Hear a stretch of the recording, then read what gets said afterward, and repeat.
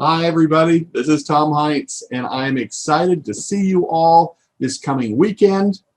We're going to be getting together and going over that part 2 of the fundamentals of ultimate healing. It was fun doing part 1, and hopefully it was helpful. But part 2, we're going to go in there. We're going to kick it up a notch. We're going to do some recaps on the first day to make sure you're back up to speed.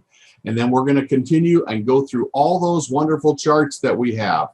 I want to make sure that you all are prepared, and that means that you need to get those charts printed out or have the ones from before.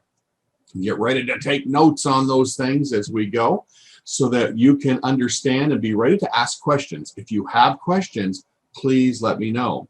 Now, we're going to spend a lot of time, especially on day 2, doing this work. We're going to literally dig in there. We're going to do demos and stuff on the first day. But I want to make sure you understand that the second day is where we're going to tie it all together using the start charts and all the rest of the charts in there. So we're going to go over everything, and we're going to have a great time. I just want you to prepare. Make sure you got water or something to drink. Keep you hydrated. Keep your mind on things and be ready to ask questions. I'm excited to see you, and I'll be looking forward to seeing you very soon.